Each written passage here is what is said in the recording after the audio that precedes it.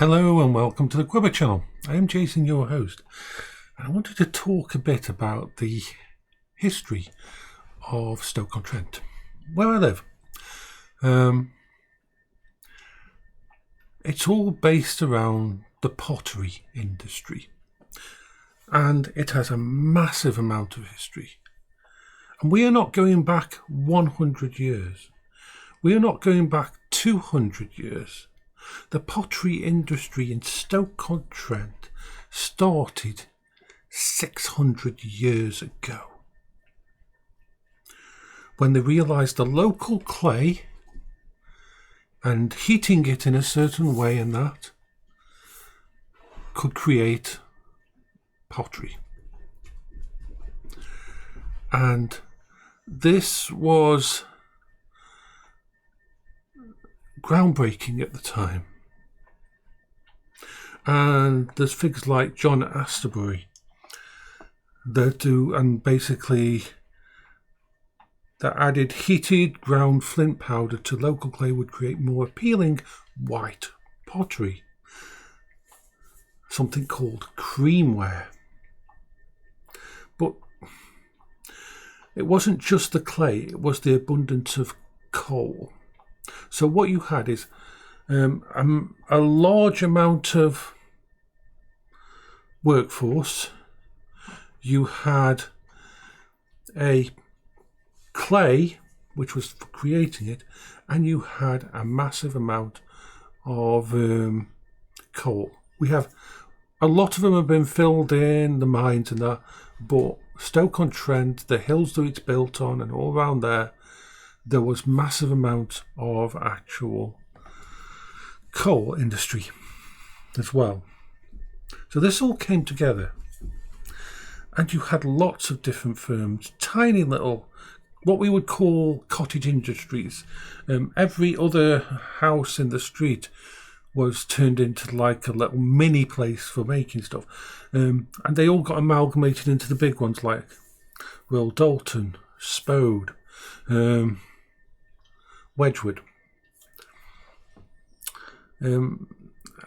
And this was the powerhouse for ceramics until basically the last, I'd say 20 years is when it started to go downhill, sadly. A lot of places were bought out by foreign investors. A lot of the places were bought out by equity investment things, and all the work was shifted away from Stoke-on-Trent to cheap labour in China or Africa and things like that, and India. Totally ruined it all.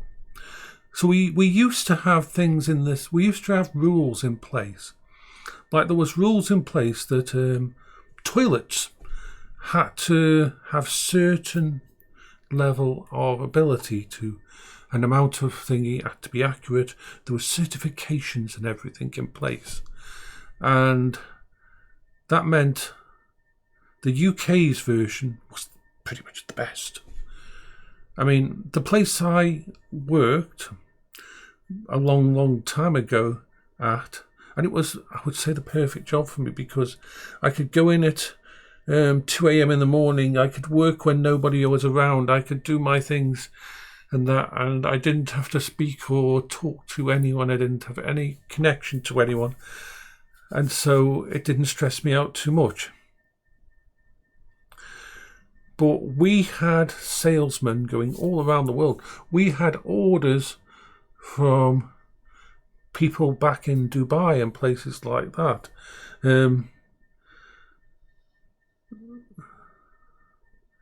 Sheikhs with harems who wanted toilets and bathrooms for each of their wives, with pure gold fittings and everything like that. We did everything from that high up to the basic toilets and that for the local building industry. And they were amazing, those old toilets and that. So it went all the way from toilets to normal eating stuff, and all the way up. Now, some of the iconic stuff. Now, unfortunately, The person that was in this house before me, as you know the history, stole all my mum's stuff. There was a few items left, but nearly all the stuff was gone. And we'll never get that back, unfortunately, because my dad was part of the industry, and my mum was classed as a widow of the industry, and therefore she was allowed to go to the pottery shops and get items and things. So, and of course some stuff was brought up through the family. Now, stuff like this. It's just a little Wedgwood blue. That's a piece of Wedgwood blue. Durable, beautiful. Unfortunately, this next piece is quite rare, but because the person who lived in this house smoked, and basically this house was so badly smoke and tobacco resin infused that when I had to move into here and take over my mum's house, that it made me sick for quite a few months. So at some point in time this is going to have to be cleaned, but I want to find out what's the best way thing. It's slightly damaged as well. That came off. But this is black Wedgwood. Now this stuff on the side that is supposed to be white, it's no longer white, and it used to have a little thing on top, and unfortunately this wasn't looked after. I found it in the bottom of a cupboard, a long load of trash by the person who did it. Of course you had stuff like this. This is Royal Crown Derby. Yes, that is actual gold inlay on there. Lots of things like that. But it went downhill over time. I remember the last time my mum went to the Wedgwood shop and they were getting rid of a load of stuff because designs that hadn't worked, people weren't buying them and so on. And remember, Wedgwood and companies like that were quality, pure quality. I mean, back when it was an actual company that everything was, the kilns and that were in the UK and all the stuff was done here. These were master craftsmen who did all this stuff. But I want to show you what it turned into. And this piece is an example of the crap, as my mum called it when she saw it. They had a job lot of these that they were selling off at the factory shop because basically no one was buying them. And I wonder why. Well, now, that looks quite nice, doesn't it? Nice little Art Deco style piece. I'm probably wrong about it being Art Deco, but yeah. Designed by quite a famous artist as well. But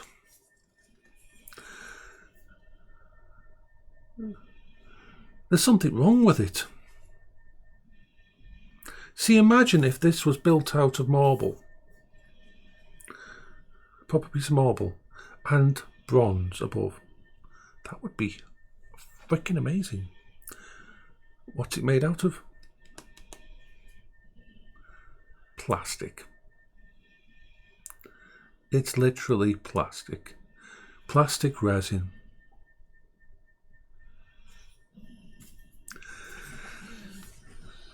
Can you imagine any household that collected with Wedgwood, that collected the ceramic, that collected all this amazing craft work pieces and the wood, what they would think of something like that? And unfortunately, the Wedgwood of today is not the same. It's just They keep a shop and a factory shop or something in Stoke-on-Trent, but the rest of it is like it's just a name now. Unfortunately, most of them are like that. It's a pity because the industry, 600 years of history, was basically sold off. This is why we have a lot of problems round here, because Stoke-on-Trent has become a service industry. We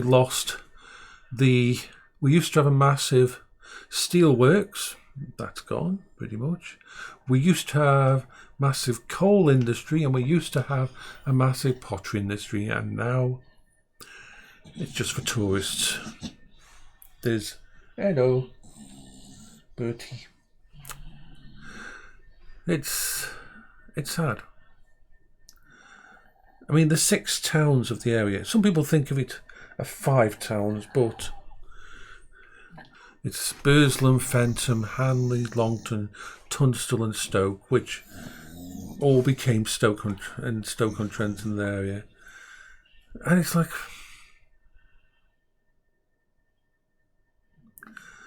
they did so much here, so much innovation. And nearly every family who's lived here has been part of that. When I go out on my Quingo, all of these houses that were built around here were built for the industry, to house the workers. You can still see it in all the terraced houses with the boot scrapes, so you could scrape the slip and that off your boots. You can still see on the bigger houses where there was families and middle management and higher management, and the money put into the local green spaces to make sure that workers had somewhere to go, where they could actually spend time. It's sad when you go around and you see so much of that history and it's all gone. It's one of the reasons Americans love the UK, because when you go think about America, America's got probably 100 years of actual history, maybe 200 years of history, and that you're sort of it's not long term. It was colonial history. It was taking over a place, whereas there's houses round this house is from 1926. This would have been built for a working family.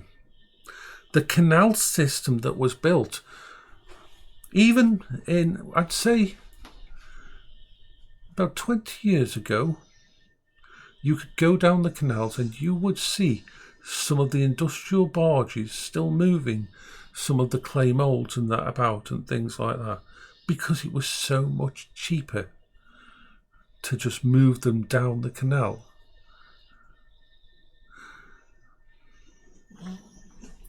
I remember seeing, there's places I go past on the Quingo that used to be stacked up with thousands and thousands of toilets, of bathroom sets, waiting to be shipped around the world, of entire dinner services and that, in great big packing crates, out in the yards of every kind of these big industry businesses.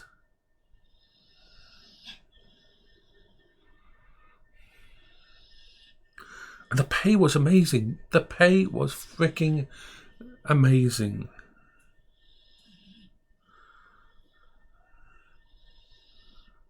And nearly every family out there has got a piece of Wedgwood or a piece of Royal Dalton or something in their house around the world.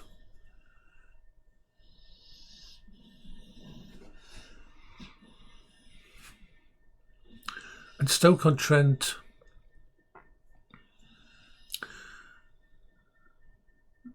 started to die a death.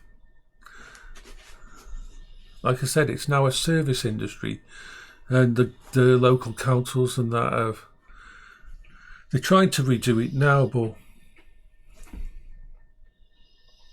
it's a pity. It's a pity. I love going around and documenting the places and that.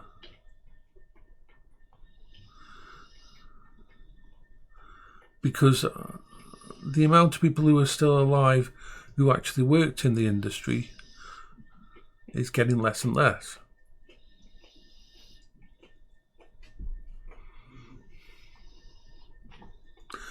Wedgwood used to mean something. Royal Dalton used to mean something. But a lot of these firms, like I say, have been taken over by other countries and investment firms and equity firms, and they've just cut them up and sold them off and turned the land into something. It's like Trent Bathrooms, where I actually worked, does not exist anymore. There is housing estate where it used to be. The entire place only still exists in here. And unfortunately, there wasn't a lot of documentation, a lot of let's see. I wonder if there's even a wiki for the Trent bathrooms. There probably is.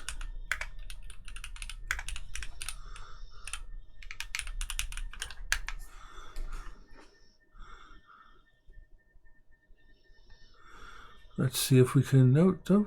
But no. There's a few service things where people who've got Trent bathroom toilets or bath sets can try and find ceramics.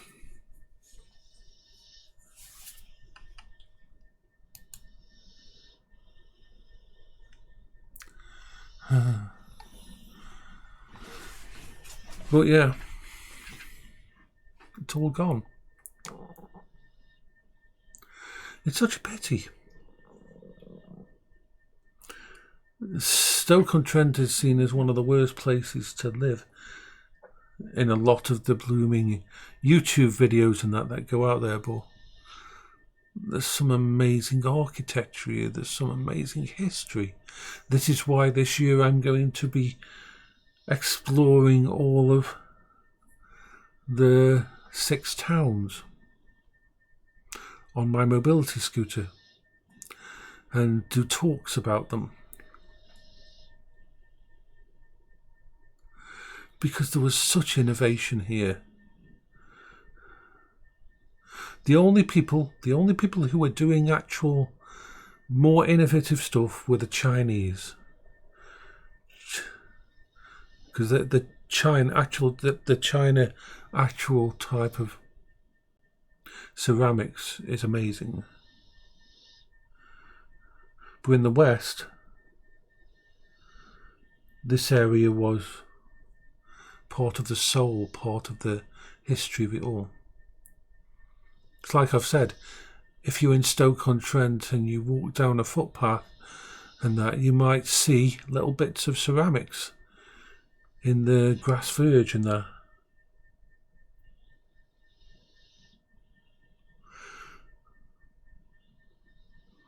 It infuses the very foundation of nearly every house that was built around that time. Anyway, this is Jason for the Quibber channel. I hope you're all having a day. And yeah, it's no wonder that the person who lived here before me didn't manage to sell this off. Yeah.